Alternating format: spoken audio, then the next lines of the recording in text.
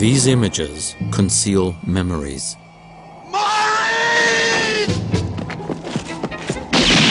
Beneath Hollywood's familiar stories lies a hidden history of persecution and murder which haunted a small group of men, not American cowboys, but Jewish immigrants. This is the story of the founders of Hollywood, the story of the idea that became their America and ours. What is America to me? A name, a map, or a flag I see, a certain word, democracy. What is America to me?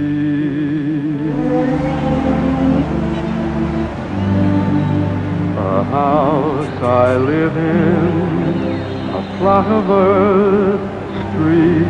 Modern America first saw light on a Hollywood screen. It was largely the product of 6 movie studios established in the 1920s and run for over 30 years by a group of Jewish immigrants. They had strikingly similar backgrounds. All races and religions, that's America to me. All of these men who founded Hollywood were born within a 500-mile radius of one another. And all of them wound up roughly within 15 miles of one another in Los Angeles. One could say that the American dream was really born in Eastern Europe.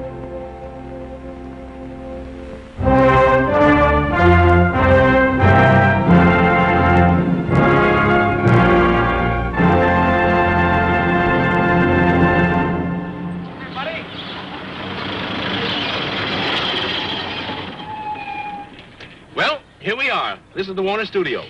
Gee, I've never been so thrilled in all my life. Harry Warner, who with 3 of his brothers brought sound to the motion picture, was born in Poland. Comes Jack Warner, youngest of the Warner clan, and then the senior member of the film-famed brothers. Also from Poland was Samuel Goldwyn, born Goldfish. Although Goldwyn never ran a major studio, he was perhaps the biggest and best known of the independent Hollywood producers. Universal founder Carl Laemmle came from a small town in Germany. Louis B. Mayer, who gave us the glory years of the MGM studio, was born in a Russian Jewish village. William Fox and Paramount's Adolf Zucker were both born in Hungary. Fox's studio merged with 20th Century Pictures to form 20th Century Fox. Here comes Adolf Zucker, the president of Paramount Pictures. Zucker, known as the father of the feature-length film, spent his childhood in this Jewish village.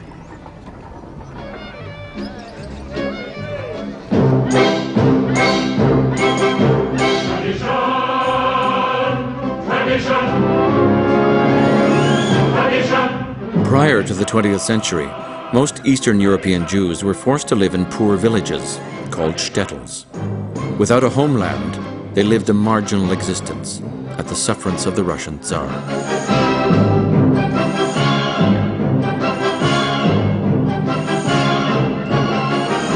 Rabbi, may I ask you a question? Certainly, Leibish. Is there a proper blessing for the Tsar? A blessing for the Tsar, of course.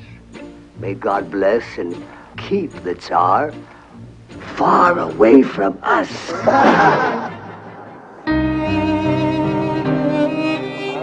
In these villages, religion and life were intertwined. Everyone spoke Yiddish, the Germanic language of the shtetl. These towns were alive with Yiddish songs, storytelling, theater, and humor that would eventually find their way to America. This rich cultural life insulated the shtetl Jews from their misery and the often hostile reality around them.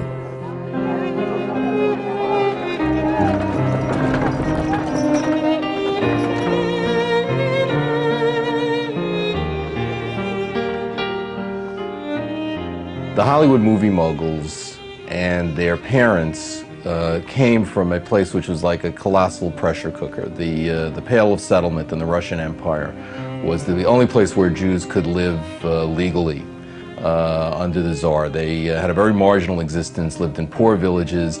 There was a tremendous degree of overpopulation. People were constantly migrating around this area. It really was the equivalent of a sort of huge Indian reservation. Not only were people poor, but there were very few things that they could do to earn a livelihood. Their neighbors were often violent. There were tremendous constraints on Jewish life and also a real sense of vulnerability.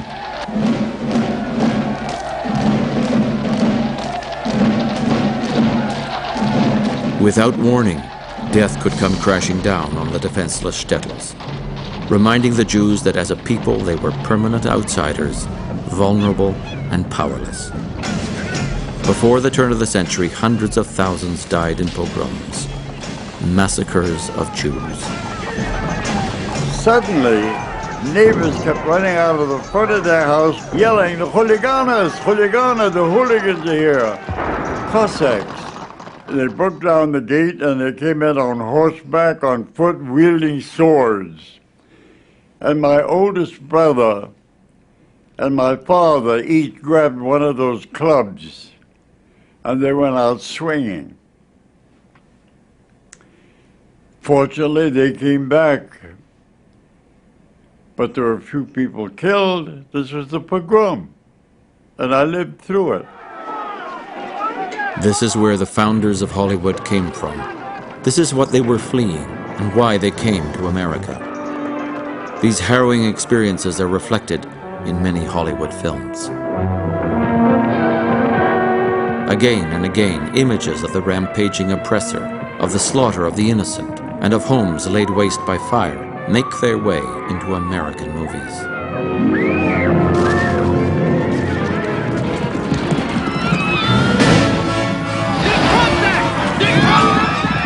For the shtetl Jews in the late 1800s, life was a series of rapes and murders. Many decided not to wait for a cavalry that would never come. For the Jews of Eastern Europe, there were three ways to flee. The first was to stay where you were and participate in some Marxist or socialist movement where you could become part of a labor organization that would in turn create a great regime, a socialist regime in which Jews could be accepted as equals.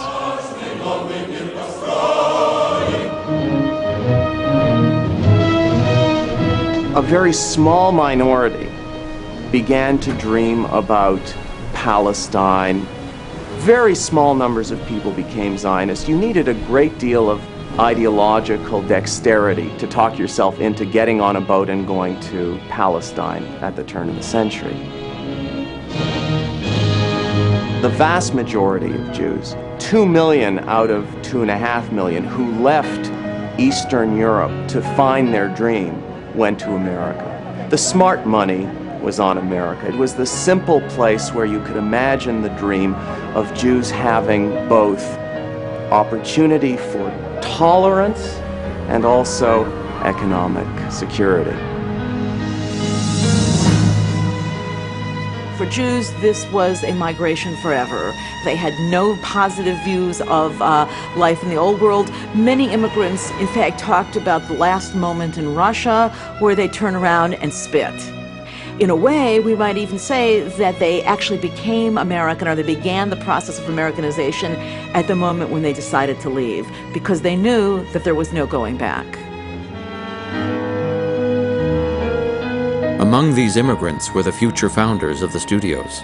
They came with little money and few belongings, but they brought with them a new vision of America. Hollywood was a dream dreamt by Jews who were fleeing a nightmare.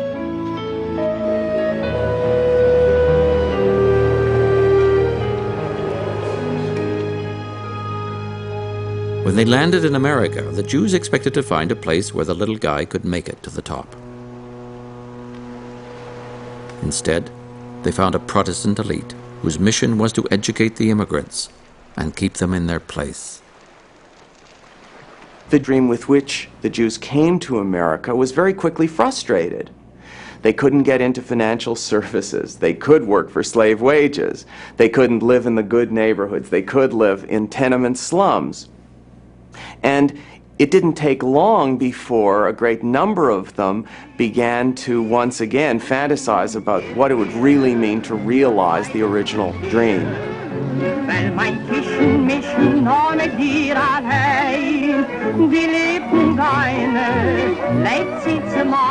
Many of the future moguls had fathers who failed to adjust in the New World. At a very early age, they became the family breadwinners. They developed an unrelenting desire to make it, to succeed in the America that existed somewhere beyond the Jewish ghettos.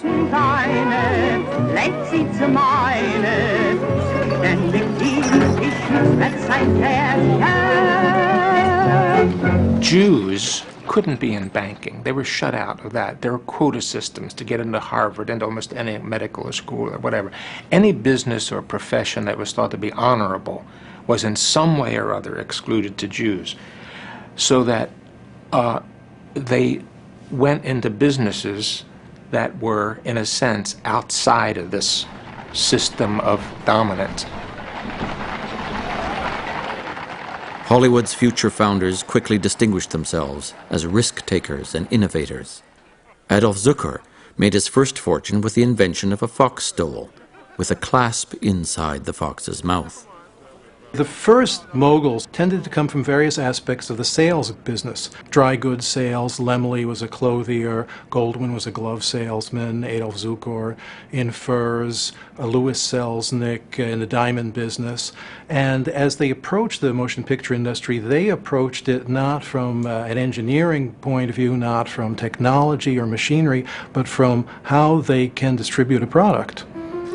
You really can't stress too much how pervasively Jewish the movie industry was in New York before World War I. Not that Jews were making movies or acting in movies, but there probably would not have been an extended Jewish family in New York at that time who did not have some relatives involved in some aspect of the movie industry, which was really a mom-and-pop industry of storefront theaters in not very elegant neighborhoods. My dad was president of Paramount for almost 30 years.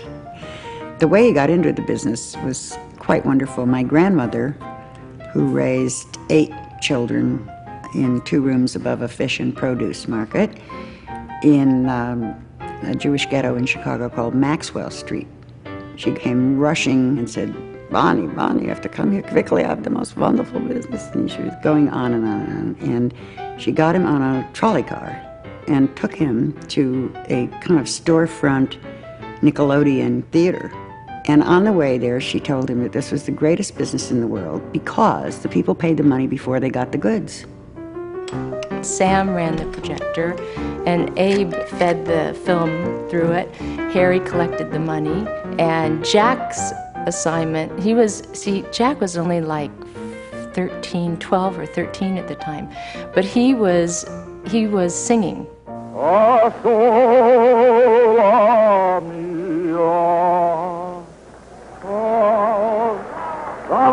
He had a nickname, Leon Zuardo. That's what he named himself. I don't ask me how. Anyway, so he was used to chase the audience out of the theater after the show was over, because a lot of times they'd want to stay.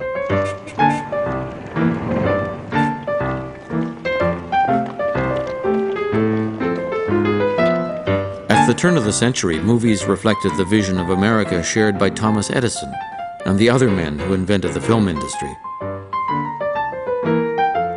Most of these old stock Protestants saw film as an amusement for the working classes.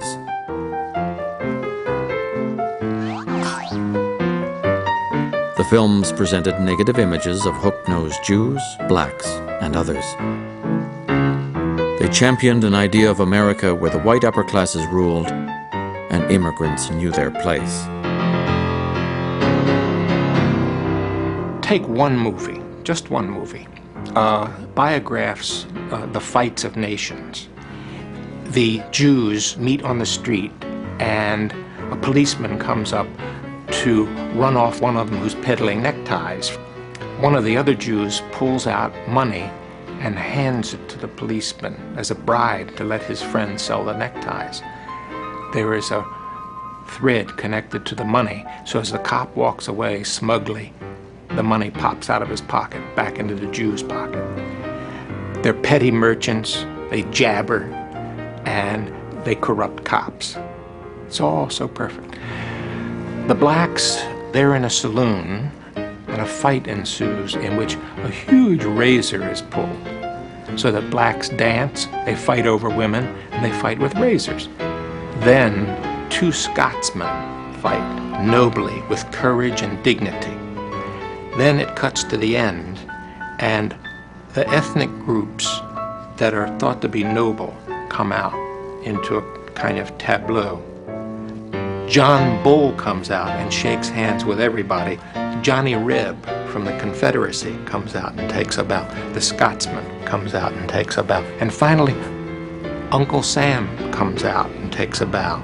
No Jews, no blacks. In effect, immigration has happened, but until the immigrants and the blacks learn what it's like to be old stock, they're not really in it yet. The highest artistic achievement of pre-Jewish American cinema was the box office hit Birth of a Nation by D.W. Griffith. The explicitly racist story glorified the Ku Klux Klan and played on white America's fear of racial intermixing.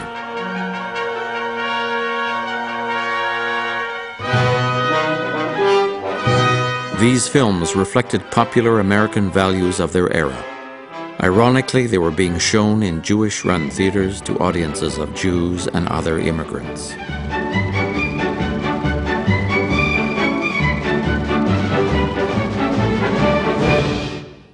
Independently of each other, the Warner Brothers, Zukor, Goldwyn, Lasky, and Laemmle began exhibiting the short films produced by the Edison men. They upgraded their theaters and sought ways to attract the middle class. Here, they drew on their Jewish experience. The Jewish tradition has placed an enormous value on high culture, on learning and the finest expressions of music and art. At the same time, the experience of being on the margins meant that your identity was integrally tied to the maintenance of popular culture, collective norms at the lowest common denominator. And that combination of a commitment to high culture on the one hand and an appreciation of low culture or popular culture on the other was the perfect preparation. Adolf Zukor turning to a Sarah Bernhardt for a popular film, I think, is a case in point. Adolf Zukor believed that to attract the middle class, one had to change not just the theaters, but the films. Bypassing Edison, he imported from France this film, featuring a famous stage actress. He premiered it in a Broadway theater. Not wanting to depend on Europeans for quality films, Carl Laemmle and the other Jewish exhibitors began producing their own films.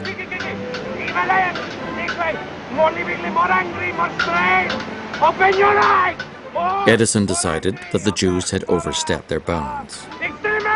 To shut them out in 1908, he organized a producers' trust that declared a monopoly on film production in America. 7 years later, Edison's trust would lose its monopoly in the courts. But in 1912, to escape Edison and the goons he sent to enforce his control of the industry, the future moguls headed west to the orange groves of California. Here they found immediate success. Now, why did they move to California? I believe that they went there because California was a raw social environment. And although there was a social system in place, it was nowhere near as sophisticated and nowhere near as entrenched as the social hierarchy in Boston or New York or even Chicago, where these moguls came from. So coming to California, they realized that they could create their own social environment. They could create an empire of their own, not only on screen, but within their own lives and their own social environment. And that's precisely what they did. In 1915, Carl Laemmle had decided to open a very large plant in the valley north of Hollywood, which they called Universal City, and they got themselves a postal designation for Universal City with its own mayor and its own police force. A gigantic facility that includes all necessities for designing films, building sets, photographing them, editing them, costuming them, writing the scripts, housing the executives, all under one piece of property, which he would people with his relatives, very famously brought over from Laupheim, Germany. And they were very pleased that this was, the first movie-making city in the world. Among the movie industry's 30,000 employees are men and women from nearly 300 trades and professions. Following Laemmle by 1920, Harry Cohen, Zucker, Goldwyn, Fox, and Mayer had set up their own studios, golden shtetls, where each was clearly in charge. Show me what you are made of. If you have the slightest doubt, be man enough to step aside and let the go-getters go ahead. I will not have quitters or lazy men working for Universal. That's straight from the shoulder, isn't it? They were tough. They had to be tough. They came up from the ghettos, most of them. They had to survive in a business that was cutthroat. And if they didn't cut throats first, their own would be done. So only the tough survived, and these guys were ruthless. They used women. They treated stars brutally sometimes. But they had redeeming qualities, too. I mean, they were sentimental. My God, Louis B. Mayer would cry at the drop of a handkerchief. And they were, most of all, showmen. And they loved movies. They lived for movies. And that's a greatness that does not exist today. I'd been here about a week on the lot in 1937, and Adolf Zucker, who was head of Paramount, sent me to Columbia to deliver a message to Harry Cohen, who was the head of Columbia Pictures. And he's sitting at his desk, which is elevated about 6 inches off the floor. And he's on the phone, other hand extended. He's getting a manicure, a barber's cutting his hair, and he's getting a shoe shine. Now, that's something you're going to see, a man on the phone, head of a studio, manicure, shoe shine, and a haircut all at the same time. And I said, man, this is Hollywood. Let me at him. How the hell are you? Good trip? My name is Jack Lipnick. I run the stump. I'm from New York myself. Minsk, if you want to go all the way back. The writer is king here at Capitol Pictures. You don't believe me? Take a look at your paycheck at the end of every week. That's what we think of the writer. So what kind of pictures does he like? Mr. Fink hasn't given a preference, Mr. Lipnick. So how about it, Bart? Well, to be honest, I don't go to the pictures much, Mr. Lipnick. That's okay. That's okay. That's okay. That's just fine. You probably walked in here thinking that was going to be a handicap, thinking that we wanted people who knew something about the medium, maybe even thinking there was all kinds of technical mumbo-jumbo to learn. You were dead wrong. We're only interested in one thing. Can you tell a story, Bart? Can you make us laugh? Can you make us cry? Can you make us want to break out, enjoy a song? Is that more than one thing? Okay. The point is, I run this stump, and I don't know the technical mumbo-jumbo. Why do I run it? Because I got horse sense, goddammit. Showmanship! And also, and I hope Lou told you this, I am bigger and meaner and louder than any other kike in this town. Did you tell him that, Lou? And I don't mean my dick is bigger than yours. It's not a sexual thing, although you're the writer, you know more about that. Coffee?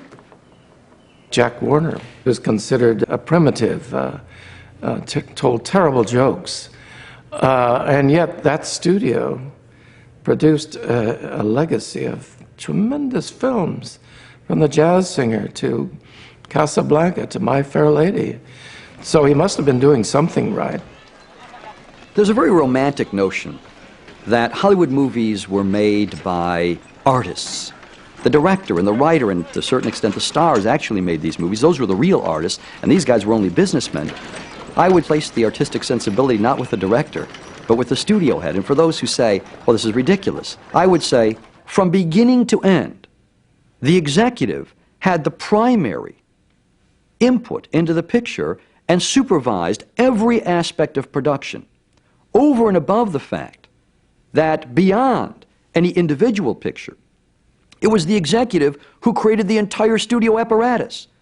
Every producer who worked there, every director who worked there, every writer who worked there, and every star who worked there was part of the larger system that was created by the Hollywood Jews. I'm not sure that there was an, quote, American dream before the Jews came to Hollywood and invented it. What you had was a westward movement, and you had the idea of freedom, but you didn't have what we have today, which is a popular culture that creates dreams. That's a dream factory. Once the studios were in place, the Jewish moguls produced hundreds of feature-length films each year. Movies that presented America with a new vision of itself. A vision that was very different from that of the establishment filmmakers of the Edison Trust. Be optimistic, don't you be a mourner. Brighten up that corner and smile. Don't wear a long face, it's never in style. Be optimistic and smile. They got to put their hopes and aspirations and mythologies about what a perfect life would be like, which is something I think people probably spend a long time thinking about when they have a very imperfect life with a great deal of persecution, disempowerment. You know, what would the system be if we could make it up and show it to you? I want to make that come to life for every boy in this land. Yes, and all light it up like that, too. You see, boys forget what their country means by just reading The Land of the Free in history books. When they get to be men, they forget even more. Liberty's too precious a thing to be buried in books, Miss Saunders. Men should hold it up in front of them every single day of their lives and say, I'm free to think and to speak. My ancestors couldn't, I can. And my children will. The Jewish determination to survive was repackaged as the will of all common people to go on. We sure taking a beating. I know. That's what makes us tough. Rich fellas come up and they die, and their kids ain't no good and they die out. But we keep a-coming. We're the people that live. They can't wipe us out, they can't lick us. We'll go on forever, Pa, 'cause we're the people. Unlike Edison, the moguls celebrated the working class while extolling middle-class values. It's Andy Hardy. Well, surprise. What's this all about? The moguls created a fantasy version of their own lives. They created an America where families were strong. The flight from persecution had destroyed their own families. The movies showed the family as indomitable and treated mothers with reverence. The immigrant Jews also appealed to the aspirations of youth, another group of perennial outsiders forced to prove itself. George Washington was just a kid when he chopped down that tree. But if they'd locked him up for that, where'd this country be? They call us babes in arms. They think they must direct us. But if we're babes in arms, we'll make them all respect us. Why have we got our arms? Theirs was a mythical America, a world of boundless optimism, happy endings, and homespun truths. This was a world of clapboard houses with broad verandas and white picket fences, gleaming streets and shops with friendly picture windows.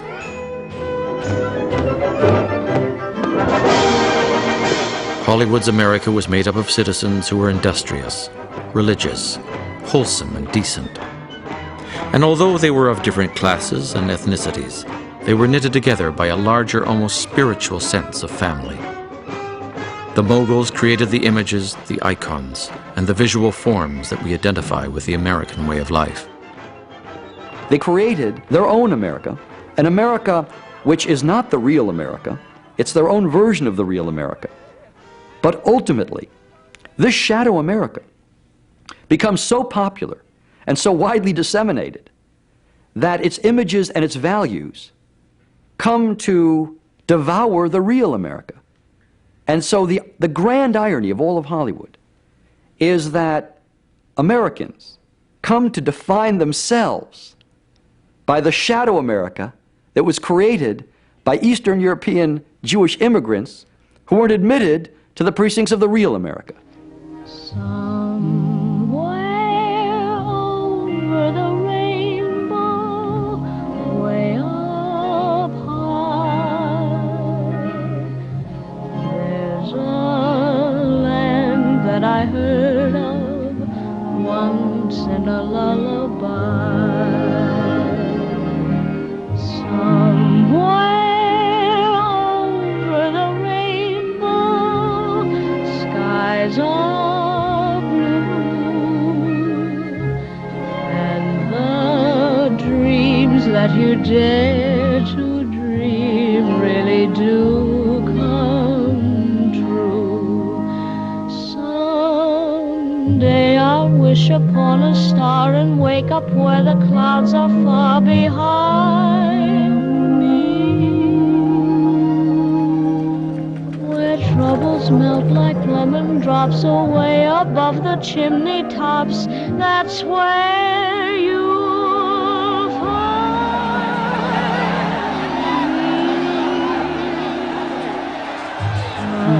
Somewhere over the rainbow,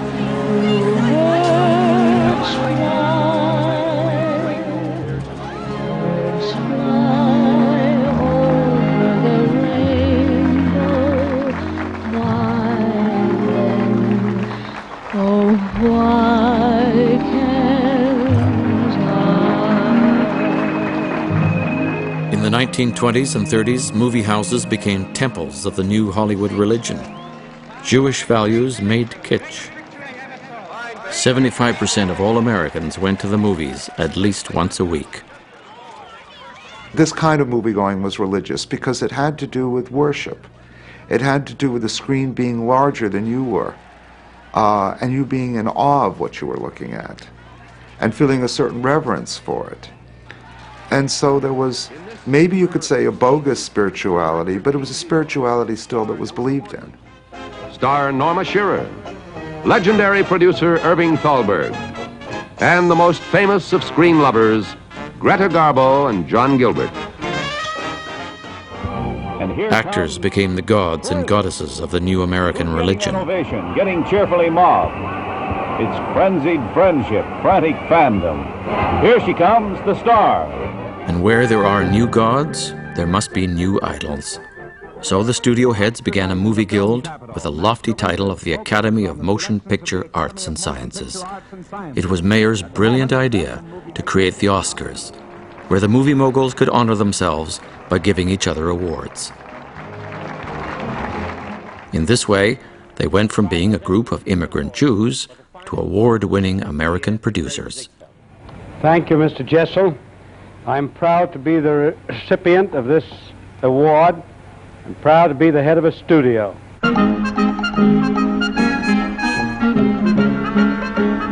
In their own lives, the Hollywood Jews subscribed to the religion of their own making.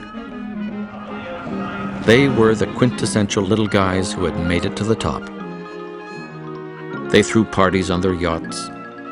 They dressed in tailor-made suits. They lived in the kind of houses that aristocrats were supposed to live in. And when they were not admitted to the Gentile country clubs, they rebuilt this one, Hillcrest, bigger and better than all the rest.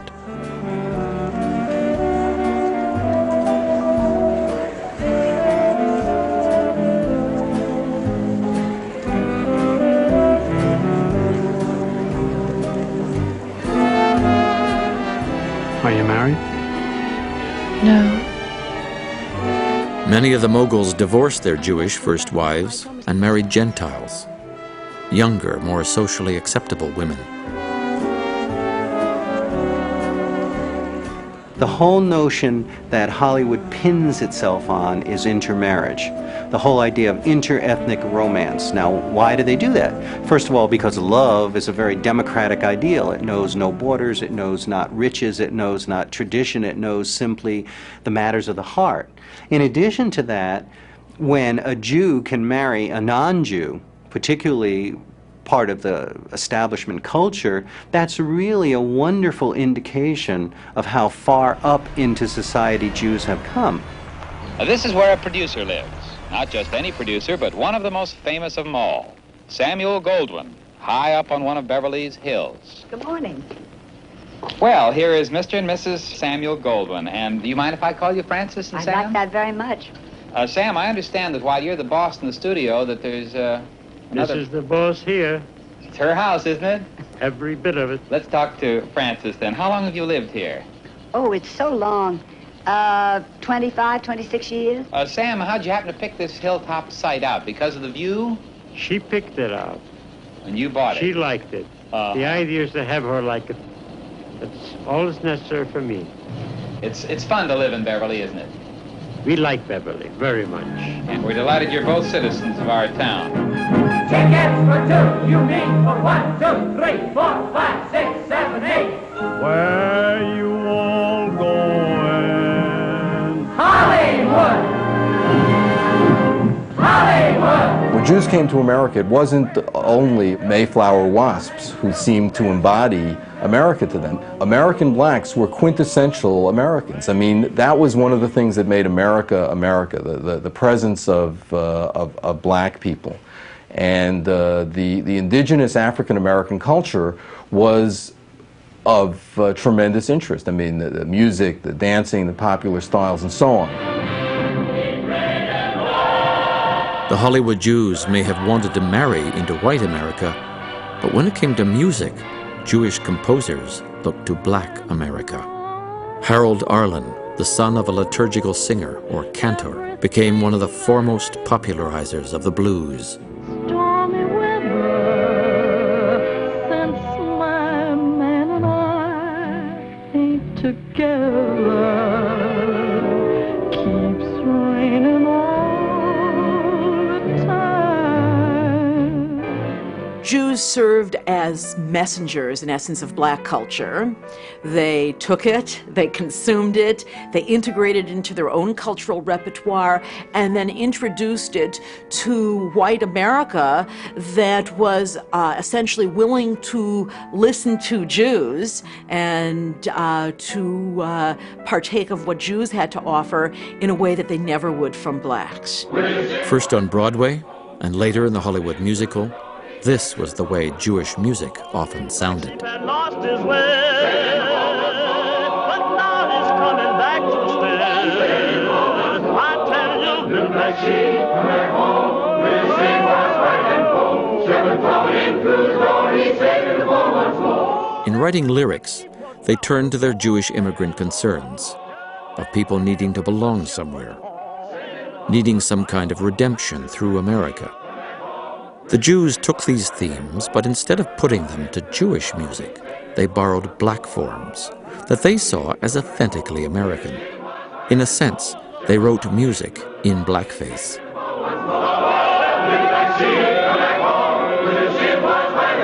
Shepherd told him through the door, and he saved him the fool once more. From the beginning, though they indulged in stereotypes, the Hollywood moguls took a different view of African Americans than that of the pre-Jewish filmmakers. Birth of a Nation had played on the white fear of the mixing of the races. In dramatic contrast in the film Showboat, the white male lead literally internalizes the blood of his black wife. What are you doing with that knife? I'm not going to hurt her, you fool. Leave me be. I know what I'm doing. It won't hurt much, darling.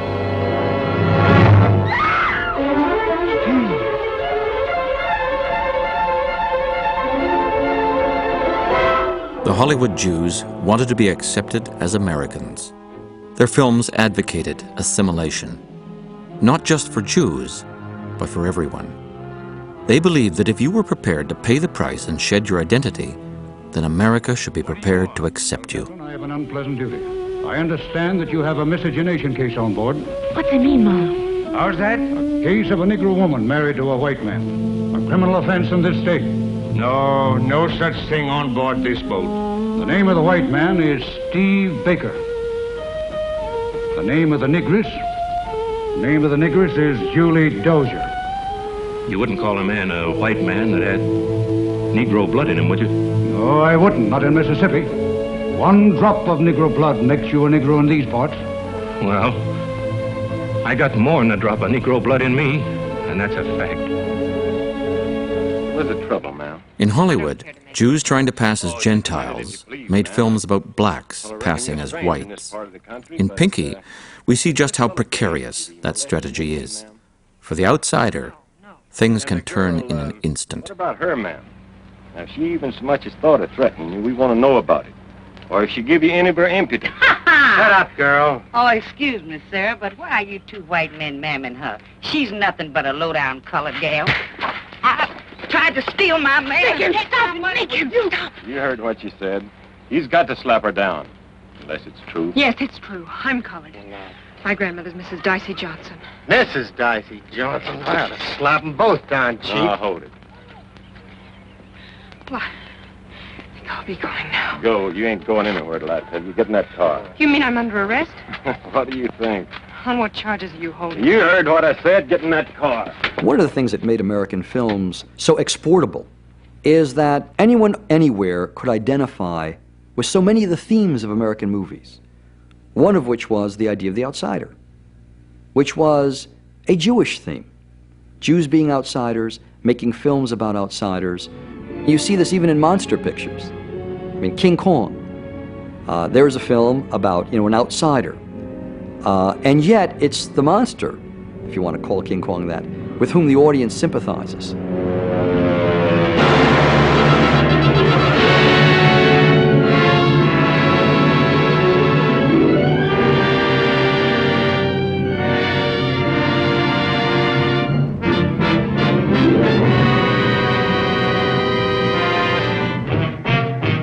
In Hollywood, every outsider could be transformed into an insider.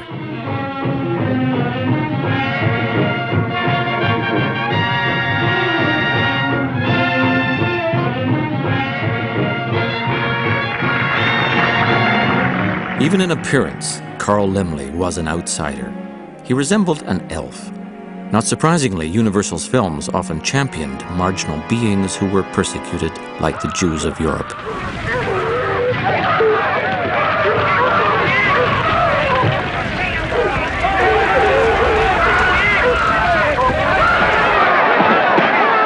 At Warner Brothers, the Jewish sensibility expressed itself by an identification with the little guy.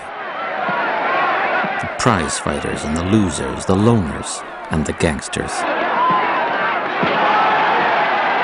At Harry Cohn's Columbia, the emphasis was not on the outsider, but on the common man.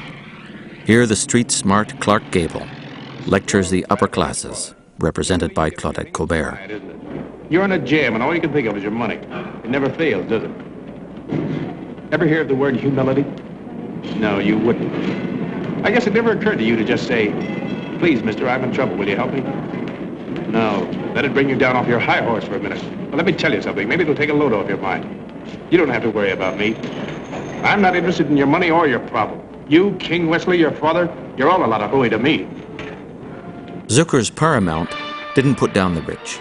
Instead, the studio whisked audiences into a once inaccessible universe of sophistication and luxury. Et si le soleil veut bouder, qu'est-ce que vous voulez que ça puisse m'exciter? Moi je trouve tout très très bien. Si les plumes pendaient et que les taureaux donnent du lait, qu'est-ce que vous voulez que ça puisse m'épater? Moi je trouve tout très très bien. When it came to class for the masses, nobody outdid Louis B. Mayer's MGM.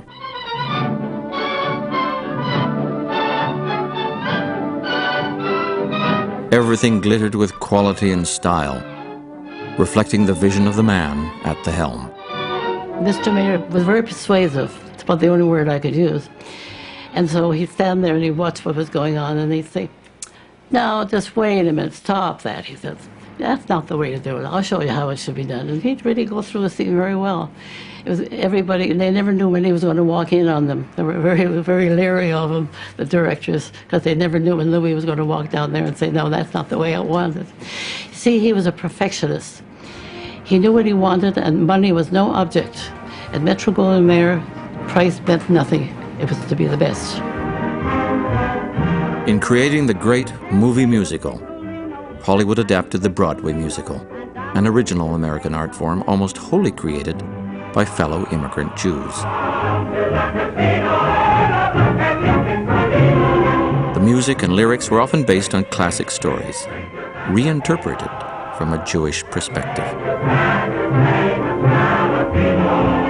Almost all of the writing pairs that have come to epitomize Broadway have been Jewish, whether it's Lerner and Lowe and Rodgers and Hammerstein, Jerome Kern. Almost all of them have been Jewish, with the exception, I think, of Cole Porter, really, here. And if you look at their plays, none of them, with the exception of Fiddler on the Roof, are about overtly Jewish themes, but all of them are about overtly Jewish concerns. So take a play like My Fair Lady. That's really about fitting in. Again. The rain in Spain stays mainly in the plain. I think she's got it. I think she's got it. The rain in Spain stays mainly in the plain. By George, she's got it. By George, she's got it. Now once again, where does it rain? On the plain. She's an immigrant into that culture, that upper middle class culture. She needs to learn how to talk, something immigrants are very concerned with. She needs to know how to dress. She needs to know the codes and conventions of society. Bravo! Irving Berlin did more than any composer to Americanize Jewish aspirations. Someday I'm going to murder the bugler. Someday they're going to find him dead. To understand Berlin is to understand the Hollywood moguls. Another cantor's son, he started life in the midst of pogroms. My life in bed. Oh, how I hate to get up in the morning. Oh, how I love to remain in bed. Berlin was a Russian immigrant who would go on to write the quintessential American songs. He's a kind of Cyrano de Bergerac. In the foreground is Fred Astaire, the embodiment of American aristocracy, full of grace and upperclassmanship. Cause I'm invited to step out this evening in top hat, white tie and tails. Oh, I'm putting on my top hat, tying up my white tie, brushing off my tails. I'm duding up my shirt front, putting in the shirt studs, polishing my nails. I'm stepping out, my dear, to breathe an atmosphere that simply reeks with class. And I trust that you'll excuse my dust when I step on the gas. In the background, the person writing the music and the lyrics is this little Jewish guy. For over 60 years, he tried to reinvent himself. In the process, he infused life into a whole new American ideal.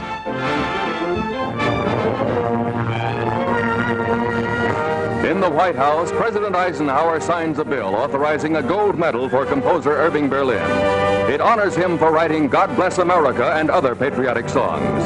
For Irving Berlin, this marks another milestone in his rise from humble beginnings to a place of highest esteem the world over.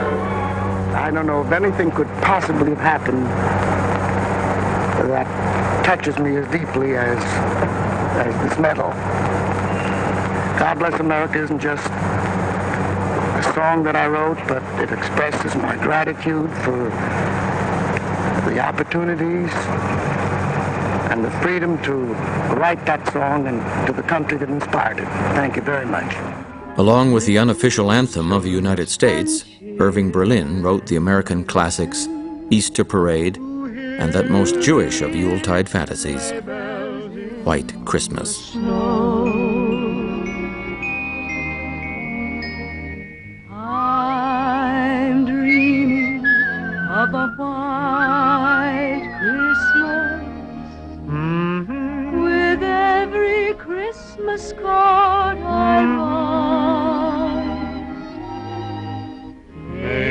days be merry and bright,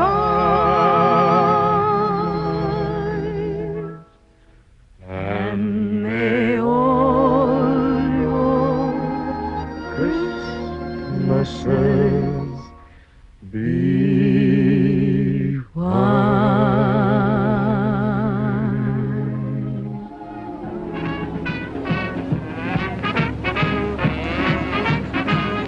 Louis B. Mayer not only celebrated Christmas, he appropriated America's birthday as his own. Mayer claimed that he couldn't remember his real birthday, so he celebrated it on the 4th of July.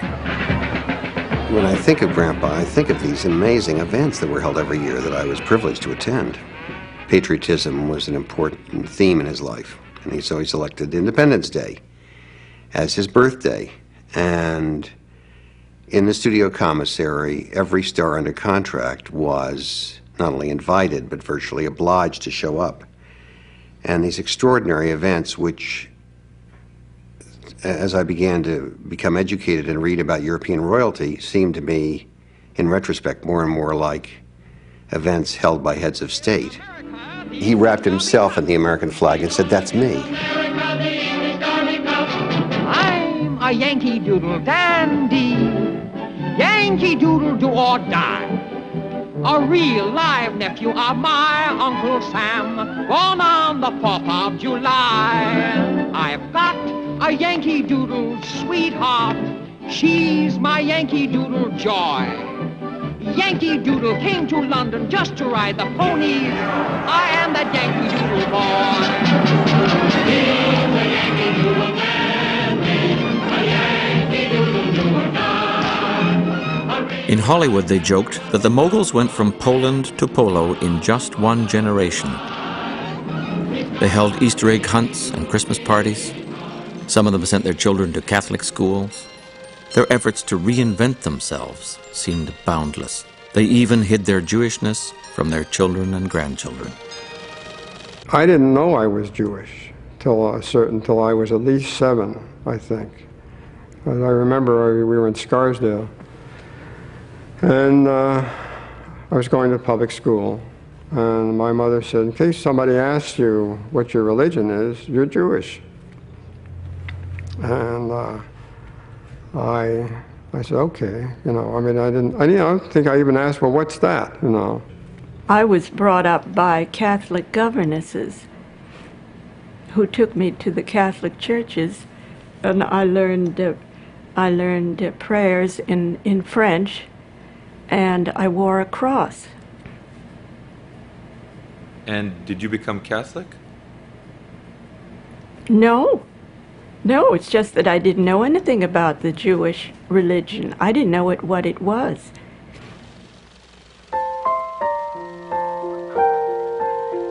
I realized that my father had never told me anecdotes about the old country, that I didn't even know what his real name was. I didn't know the little village that he came from. I knew nothing about his life. And I realized that the name Warner was probably not correct, but I thought being Polish it might have been Werner. To this day, I really don't know what our original name was. Often the first thing to go was the Jewish name. The Hollywood Jews were obsessed with erasing anything Jewish in their films, their lives, and the lives of their stars.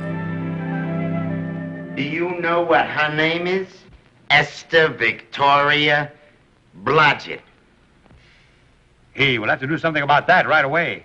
Let's see, Esther Victoria. Vicky, how about Vicky? Oh, I think that's terribly cute. Let's see, Vicky. Vicky what? Vicky, pronounced Vicky. See, Esther, Hester, Dester, Lester. Vicky Lester. Oh, I like that.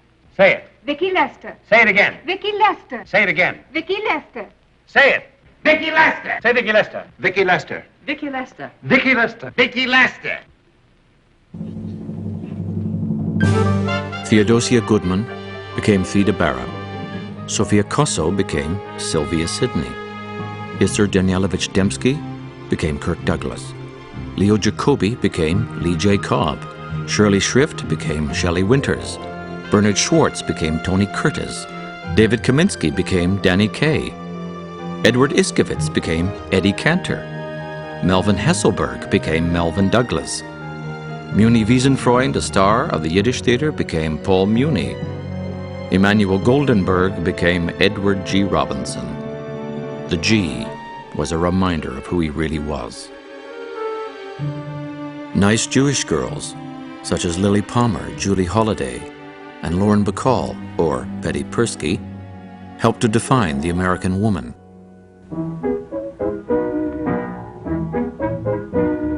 Not all the Jewish talent went to Hollywood to assimilate. There were over 50 non-Hollywood Yiddish films produced in New York before the Second World War. Trouble, trouble, wird Hecher breite. Da lebt das Sachen bei, es helft kein Wein, kein Geschrei. Trouble hat größer in der Kleine. A jeder dreht sich an den Kuhn.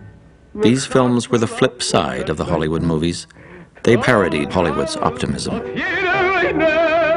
and Fred Astaire's top hat gentility.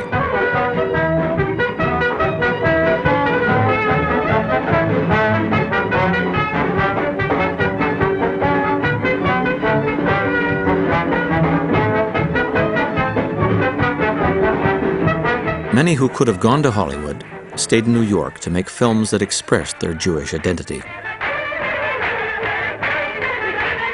These films were shown to an audience which was almost entirely made up of immigrants and sometimes the children of immigrants, and these films, by and large, had a very, very different point of view than Hollywood movies. I mean, the Yiddish movies were kind of fighting a rearguard action to protect certain forms of Jewish cultural expression against the sort of overwhelming, seductive power of the larger American culture. In this classic of Yiddish cinema, a great cantor, played by Moshe Oisher, is drawn into the secular world of opera. On the night of his operatic debut, he learns of his son's death. Unable to perform, he returns to his synagogue to lead the high holiday prayers. Heartbroken, he dies. Here the attempt to reconcile Jewish and secular worlds ends tragically.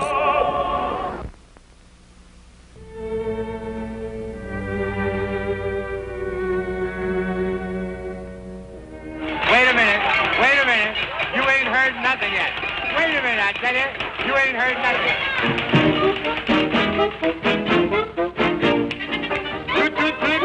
Goodbye.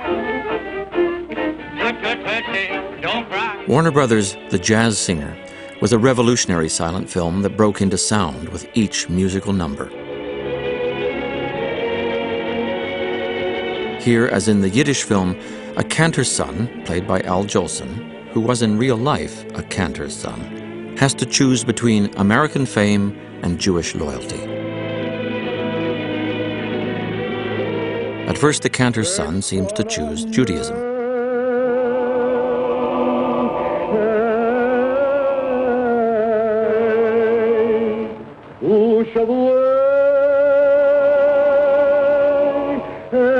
But in assimilationist Hollywood, the story could not end there. Hollywood had to have a Hollywood ending. Mammy,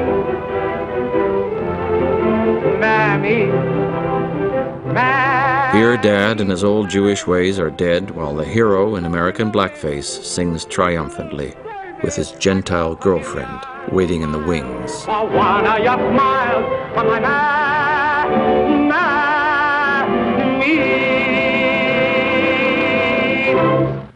Where can you... Again and again in Hollywood films, the old world father is rejected, the mother is idealized, and the rebellious son sails on to glory. I don't want you to go. Mom, why can't I go someplace and study to be a doctor? Oh, Jason, it takes too long, and we haven't any money. Money? Well, we won't get any richer if I stay here. Pop's a failure, and you know it. Jason, don't you dare.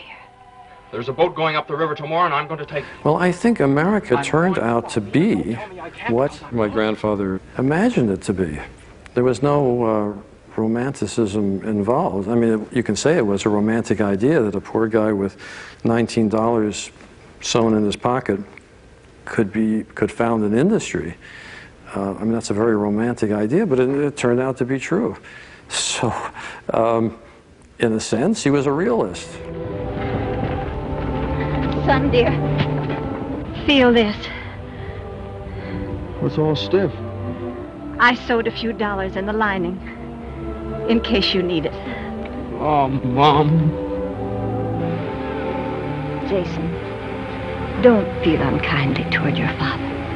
Everything he did, everything he's ever done, was meant for your own good. Oh, please, Mom. Don't cry. Don't cry. Someday I'm coming home with my pockets loaded with money. Honest I will, Mom. You'll see. All aboard! We're in the money. We're in the money. We've got a lot of what it takes to get along. We're in the money. The sky is sunny. They had left the old world penniless, and in less than 20 years they had become the highest paid executives in America. In fact, for almost a decade, Mayer was the highest salaried man in the world. At this point, they might have concluded that their transformation from Eastern European Jews into Americans was complete. But history intervened to remind them of their origins.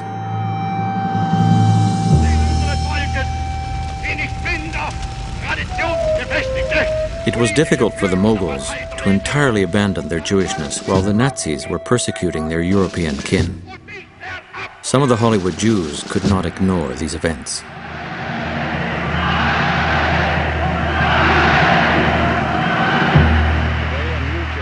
In 1939, a group of stars, including John Garfield, Edward G. Robinson, and their spokesman, Melvin Douglas, risked their celebrity status to speak out against Hitler. That all economic connections between the United States of America and Nazi Germany be totally severed, until such time as Germany is willing to re-enter the family of nations in accordance with the humane principles of international law. Though Carl Laemmle was no longer studio head at this time, he joined the protesters and signed their declaration. Both Laemmle and Harry Warner were active in sponsoring Jewish refugees from Europe. And in 1939, Warner made this anti-fascist speech to the American Legion. Drive them out. Make America unsafe for those who seek to tear down what others have built through the generations since 1776. Drive them from their secret meeting places. Destroy their insidious propaganda machines. Drive out their Bunds and their Leagues, their clans and black legions, the silver shirts, the black shirts, and the dirty shirts. Help keep America for those who believe in America. In response to Hollywood's limited anti-fascist stand, former U.S. Ambassador to Britain, Joseph P. Kennedy, flew to Los Angeles. At a secret meeting, he told the Moguls that American Jews would be blamed if the United States were dragged into war with Germany. He warned them to stop agitating against Nazism. The Kennedy meeting had its desired effect. At the end of the 1930s, as the shadows of war are haunting Europe, the Jews in Hollywood are very much afraid of warning American audiences of those dangers, because it looks as though it's a special Jewish angle. It looks parochial, it looks limited, and therefore it's difficult to make anti-Nazi movies in Hollywood because the Jews don't want to stand out. The Jewish fear of standing out was expressed through another icon that would make its way to the screen. Superman was invented by two Jewish kids in the late 1930s, when there also was a worldwide upsurge in very frightening anti-Semitism. Superman is discovered like Moses in the bulrushes. He's an immigrant from another planet who comes to Earth. He has his identity as a mild-mannered intellectual, but really underneath he's the man of steel. I think that's a very suggestive Jewish fantasy. It's almost as if he's passing all the time. While the Jew felt like an alien in America, Superman was a real alien. This looks like a job for Superman. Yet incredibly, he is the only superhero who manages to keep his identity secret without wearing a mask. Only Jews could have created a story based on the premise that all one needs is a Gentile demeanor to hide in plain sight. I bet you recognize him. Why, of course you recognize him. It's Adenoid Hinkle, the Fooey of Tomania. Like Superman, the Hollywood moguls were unwilling to risk their Gentile disguise. As a result, only 2 anti-Nazi films were made before the war. Charlie Chaplin financed and made the classic film The Great Dictator. Chaplin was neither Jewish nor American, so he didn't share the fears of the Hollywood Jews. Warner Brothers made Confessions of a Nazi Spy only after their Jewish representative in Germany was beaten to death by Hitler's henchmen. Incredibly, this Hollywood film about the dangers of Nazism makes no reference to either Jews or anti-Semitism.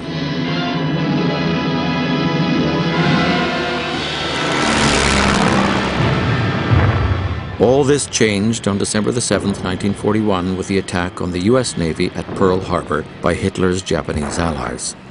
Now, instead of telling Hollywood to keep quiet, the U.S. government began pushing them to fulfill their duty and make patriotic war movies. All that noise you hear isn't static. It's death coming to London. Yes, they're coming here now. You can hear the bombs falling on the streets and the homes. Don't tune me out. Hang on a while. This is a big story, and you're part of it. It's too late to do anything here now except stand in the dark and let them come. It's as if the lights were all out everywhere, except in America. Keep those lights burning. Cover them with steel. Ring them with guns. Build a canopy of battleships and bombing planes around them. Hello, America. Hang on to your It's a wonderful time for the Hollywood Jews. I mean, here were a group of Jews who had spent their lives seeking legitimacy and seeking to be embraced by America. And World War II finally affords them that opportunity to be embraced officially. They are now real patriots.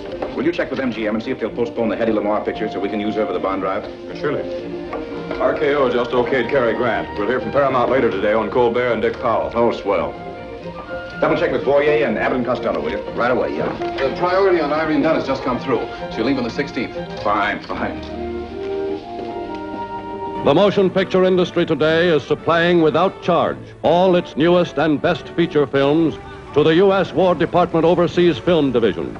The movies were a tremendous propagandistic tool during this time. They set up camps for the soldiers to come back in where movies were shown 24 hours a day because that impressed the soldiers with what they were fighting for. It was the beginning of an unprecedented alliance between Washington and Hollywood.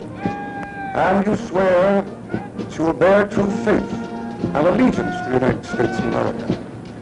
I do. For the first time, Hollywood's message was adopted by the government. A democratic state could not send minorities, immigrants, and the poor to die for an America which excluded them.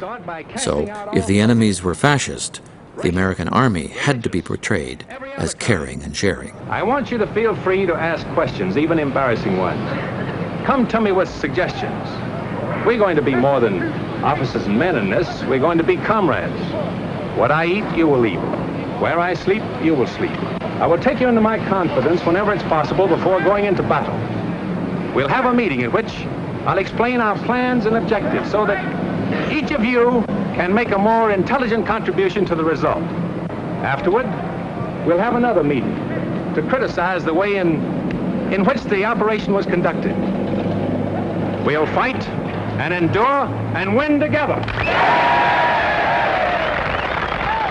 You would have equal opportunity foxholes. If you go back and look at those movies, there was always one Jewish character who was never presented as Jewish, but he was Cohen or Schwartz from Brooklyn.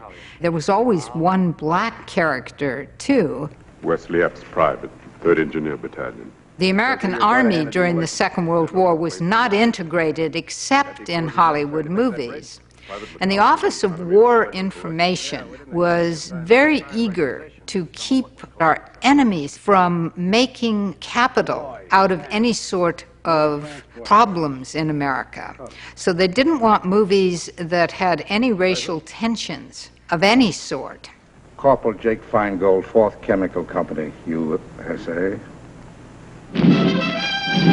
While 6 million Jews died in Europe, their kinsmen in Hollywood were churning out patriotic movies that helped galvanize the Allies to defeat Hitler.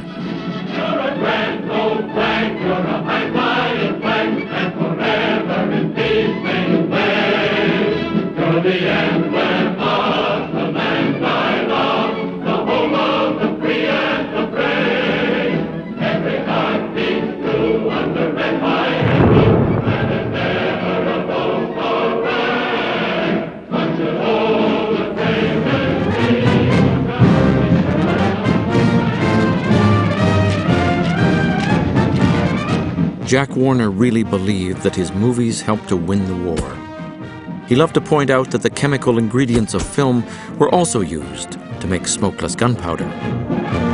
Mr. Warner, through his experience and background in the motion picture industry, impelled by the finest patriotic motives, and on his own initiative, pointed out to the arms and services of the United States forces the use that could be made of the motion picture in the effective prosecution of the war.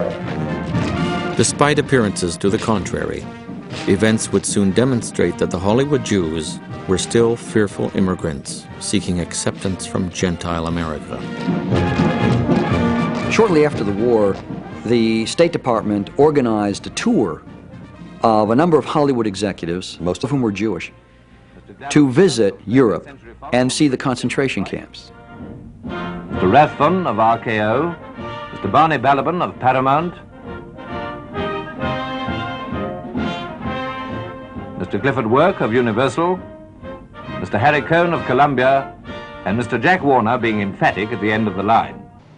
We have almost no testimony from these Hollywood Jews on their reaction to what they saw. We have no idea, really, of how deeply it impacted them. All we know is that when they returned to the United States, one might think that someone there might have been moved to make some film, or at least some gesture, that would memorialize the 6 million who died. And what is interesting is the absence of any such film or any such gesture. Perhaps it affected them in such a way that, like everything else that's filtered through the Hollywood Jewish consciousness, they felt they could not, they better not, express it.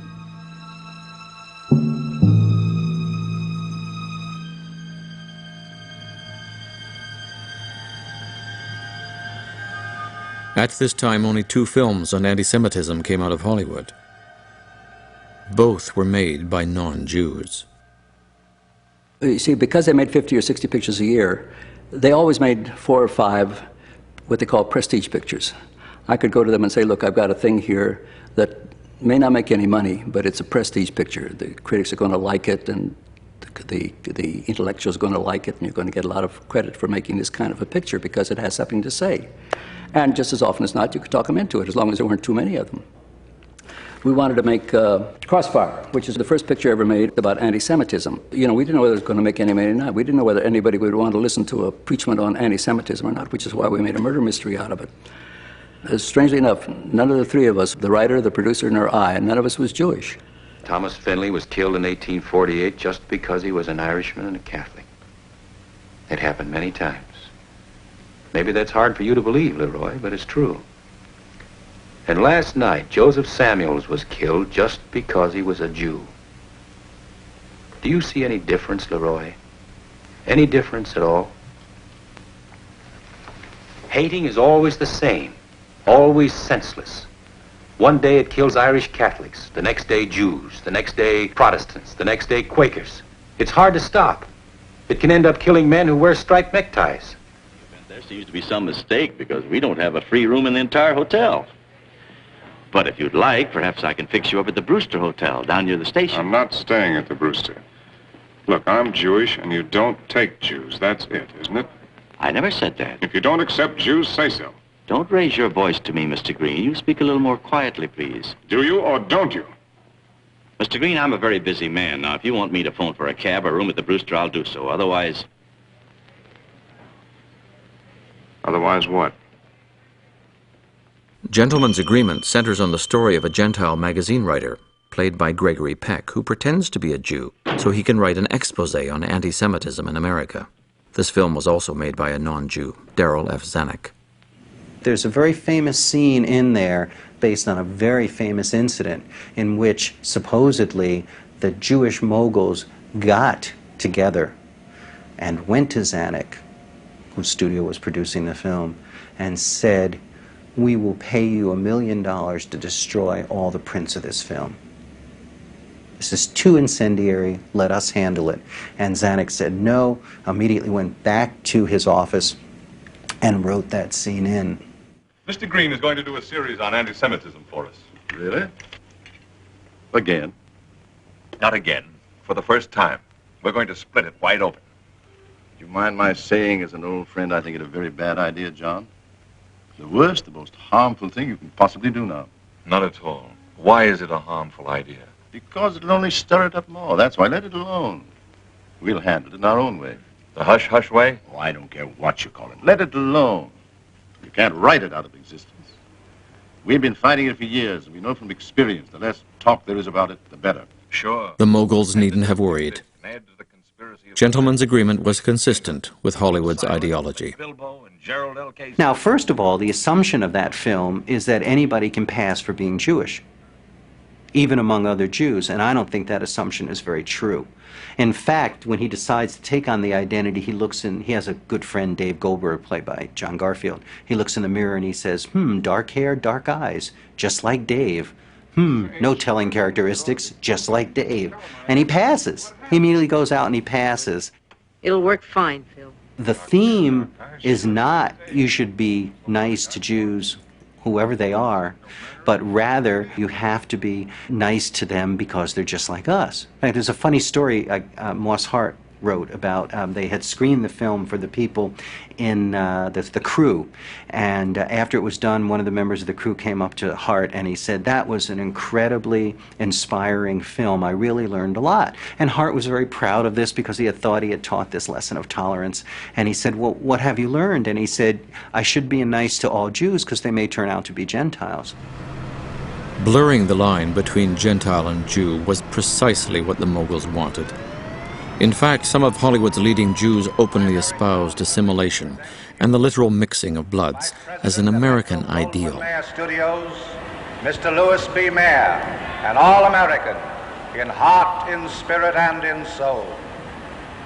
They called for the creation of a new human type, liberated from the past.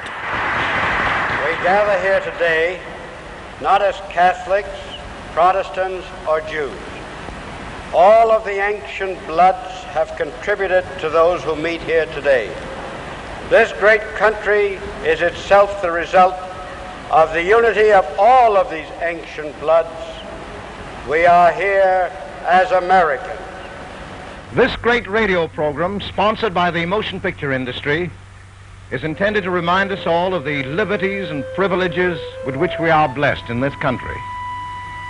Let us now reaffirm the glory of Americanism, the greatest, the freest, and the happiest ism in all the world.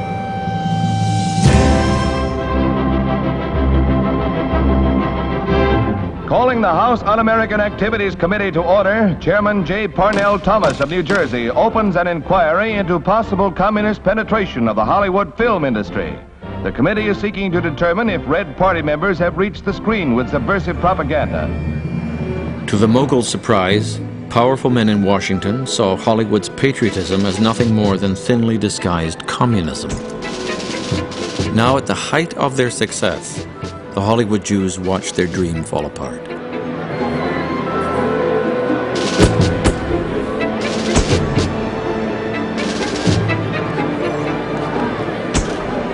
While economic factors played a role in their demise, it was the House Un-American Activities Committee, HUAC, which really brought them down. This committee, under its mandate from the House of Representatives, has the responsibility of exposing and spotlighting subversive elements wherever they may exist. That communists have made such an attempt in Hollywood, and with considerable success, is already evident. With the advent of the Cold War, HUAC began persecuting Hollywood for the populist and pro-Soviet films the Roosevelt administration encouraged Hollywood to make during the Second World War. Did you cook this dinner? I did. But you're a pianist. How can you let her do such work? How can I let her? The question is, how can I stop her? I would not be happy here on the farm if I did not do my share of the work. No, but is it necessary that you drive a tractor? It is a privilege to drive the tractor. The committee is determined that the hearing shall be fair and impartial. We have subpoenaed witnesses representing both sides of the question. All we are after are the facts. I should like to see what you have. First came the mostly Jewish Hollywood talent, who stood up to HUAC. Are you a member of the Communist Party? Next, you are going to ask what my religious beliefs are, and you are going to insist before various members of the industry that since you don't like my religious beliefs, I should not work in that industry. There became an identification in people's minds with the things that went together: intellectuals, Jews, Russians, communists. If you look back at any of the depictions of what communists were, all of these things kind of get merged together in the public imagination. The chairman of the committee, at the time that it initiated its investigation of Hollywood, was a vicious anti-Semite from Mississippi by the name of John Rankin. And Rankin said on the floor of Congress, I'm just going to read an excerpt from a speech he gave. He said, "Communism is the most dangerous influence in the world today. I am talking about the communism of Leon Trotsky," of course he mentions a Jew, "that is based upon hatred for Christianity." You know that communism. Remember that communism and Christianity can never live in the same atmosphere. Communism is older than Christianity. This is a revision of history, since Karl Marx, to most people's knowledge, is the one who created communism. But this communism, which is clearly a euphemism for Judaism, is older than Christianity. It is the curse of the ages. It hounded and persecuted the Savior during his earthly ministry, inspired his crucifixion, derided him in his dying agony, and then gambled for his garments at the foot of the cross. But we are today in a deadly conflict between those two ideologies. And there can be no compromise Mr. Rankin, in this country. I hope that you're not impugning in any way the American activities of the motion picture employers in Hollywood. I am some of them, I'll say. Well, I want to tell you right now that there is no group of more American people in the country than are those in Hollywood. Well, I want to tell you some of the things they're doing. Well, I know some of the things they're doing, and I know some of the things they're doing that probably you don't know. But I can tell you now, you need a house cleaning, and they need it very badly.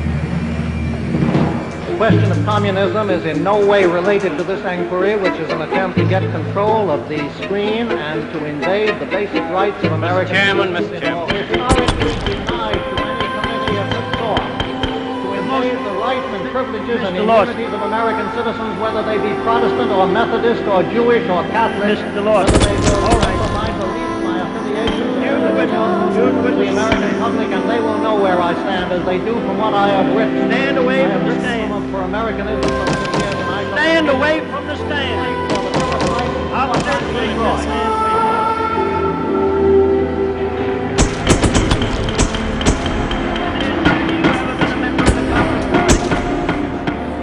Are you now? Have you ever been a member of the Communist Party? Have you ever been a member of the Communist Party?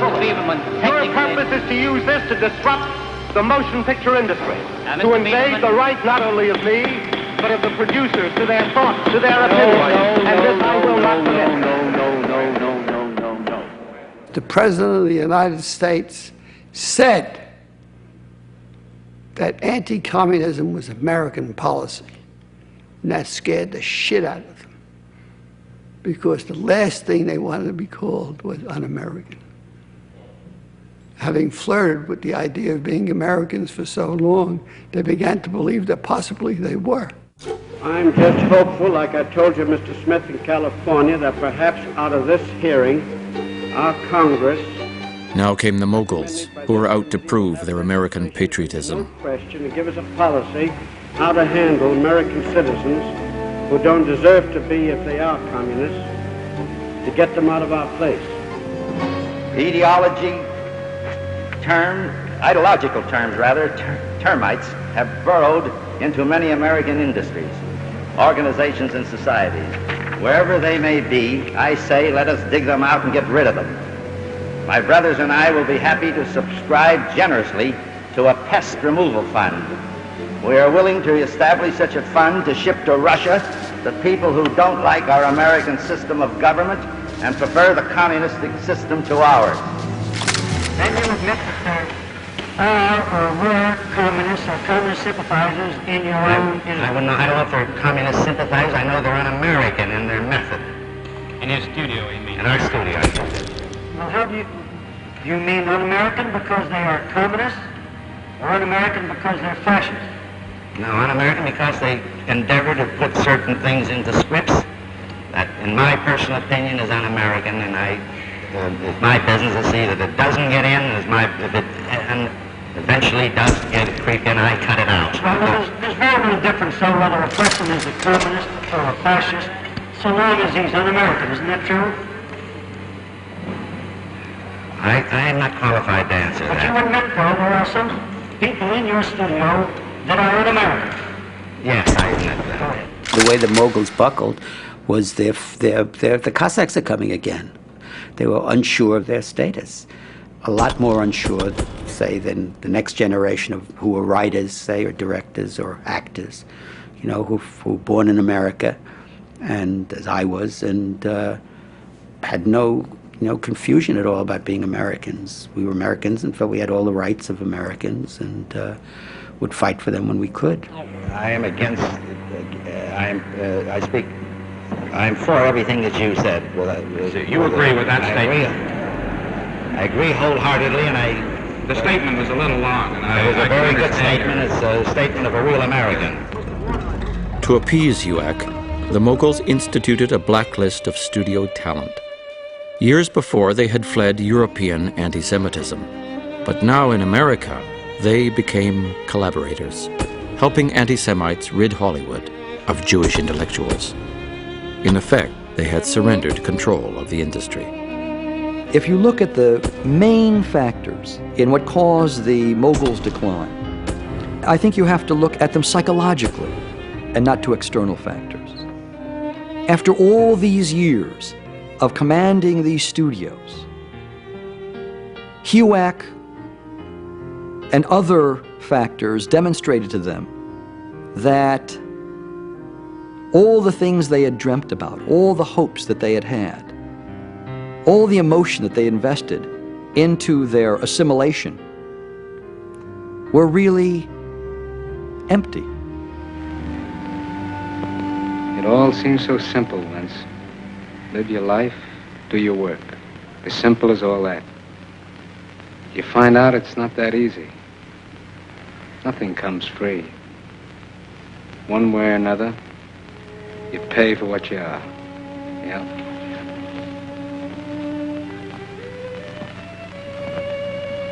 After HUAC, the fight went out of the Hollywood Jews. They lost their hold on the studios they created.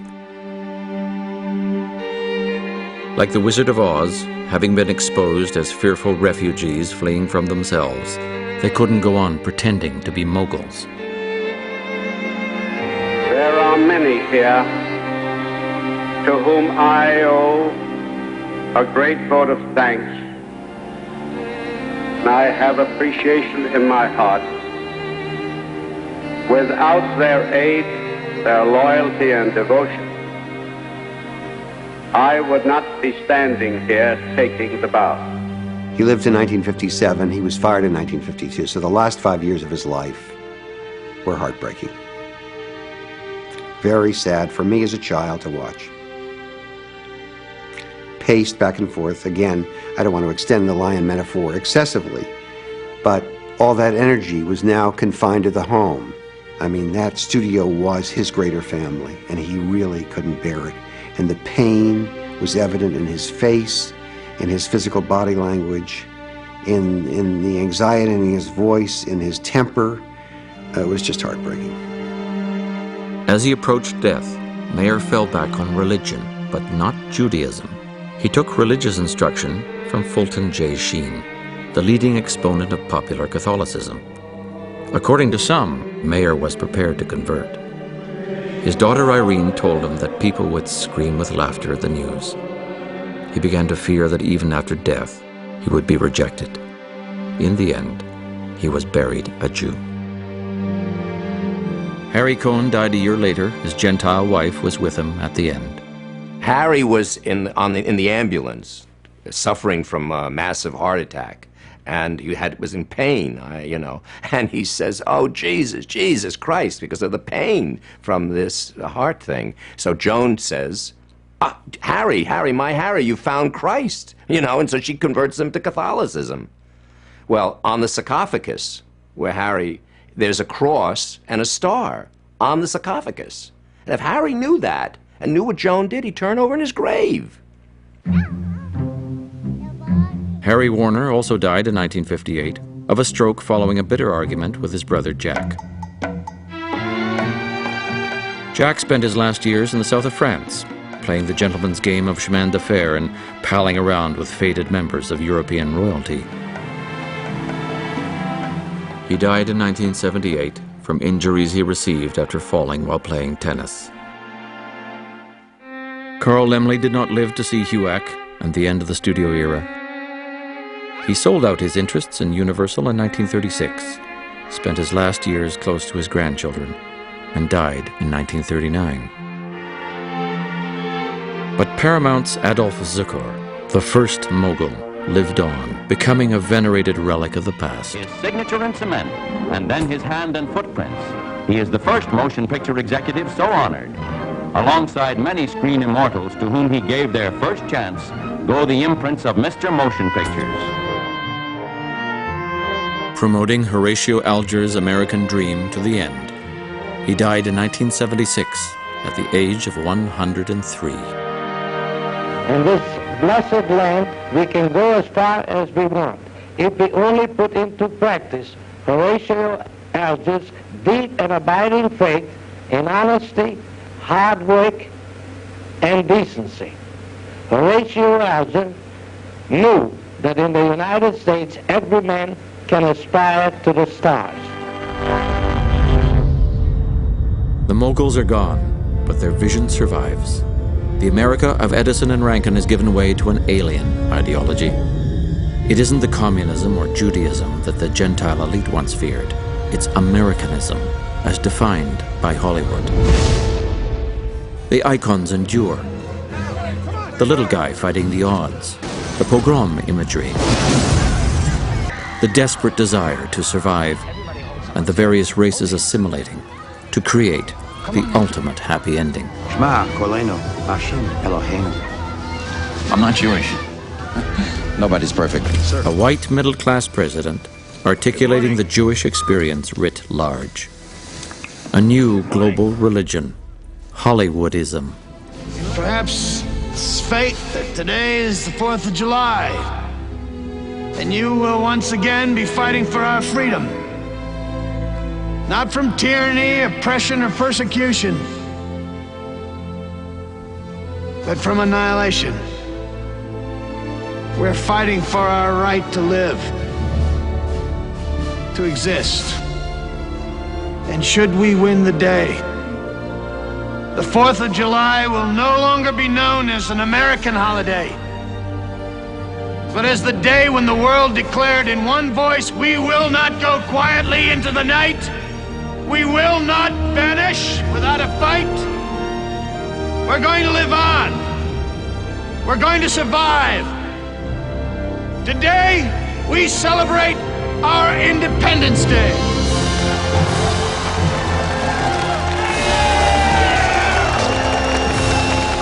There was a Hollywoodism then, there's a Hollywoodism today. I would go further and say it is what is the ruling ideology of our culture. Hollywood culture is the dominant culture. It is the fantasy structure that we're all living inside.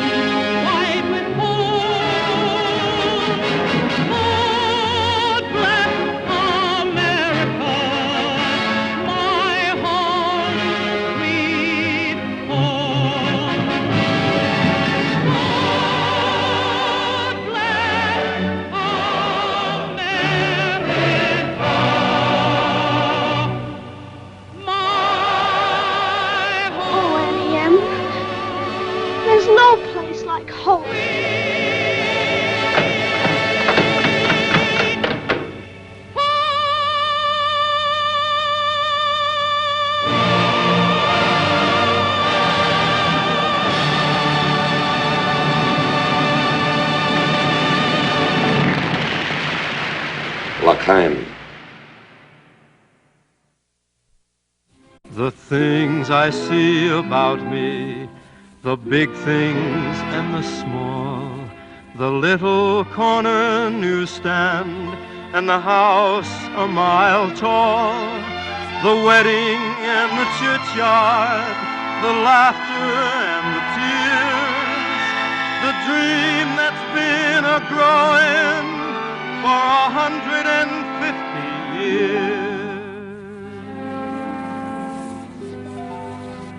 The town I live in, the street, the house, the room, the pavement of the city, or a garden all in bloom, the church, the school, the clubhouse, the million lights I see, but especially the people. That's America.